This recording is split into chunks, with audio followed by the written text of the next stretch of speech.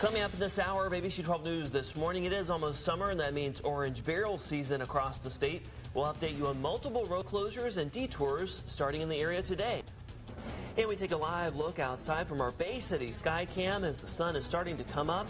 It's going to be a sunny start to our week. Storm Tracker 12 meteorologist Christina Burkhardt has your forecast next. I'm Christine Winter.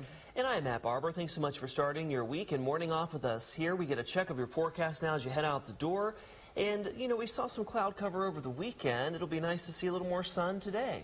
Yeah. Happening today, a heads up for drivers. Bridge work on northbound US 23 and Hill Road in Genesee County requiring lane closures will start.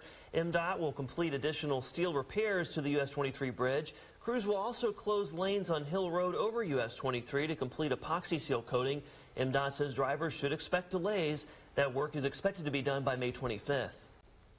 Also happening today, the annual Click It or Ticket campaign starts. Police want to remind you to buckle up. Across the state, police will be enforcing seatbelt laws from May 15th through June 4th. The Michigan Office of Highway Safety Planning funds this annual campaign to help with officers who are scheduled to work overtime to enforce those seatbelt laws. The fine for violating seatbelt laws in Michigan is $65. In developing news now, Saginaw police are investigating the 6th homicide of the year. It happened Saturday around 11 a.m. Officers were called to a local hospital for two 35-year-old Saginaw men with gunshot wounds. One of the men, Mario Bolger, was pronounced dead shortly after arriving at the hospital.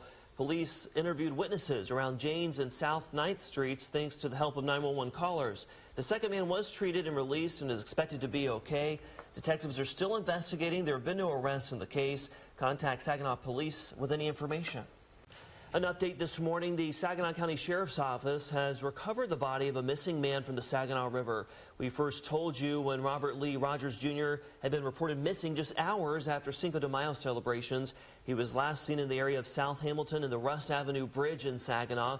The Saginaw Police Department, along with the Sheriff's Office dive team, had been searching for Rogers, including with sweeps of the Saginaw River.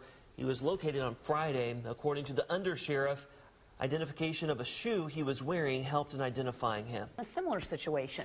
The focus is resolving situations using the least amount of force possible. Officers taking the class say it's about observing behaviors to help them determine whether the person is an immediate threat. The class also focuses on keeping a good relationship between officers and the communities they serve.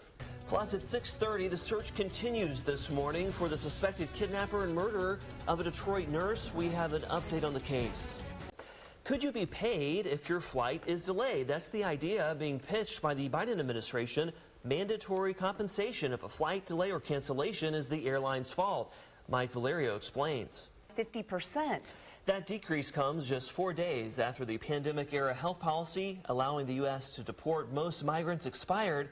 And now buses carrying migrants are arriving from border states to Democrat-led cities across the country. Here's ABC's Justin Finch.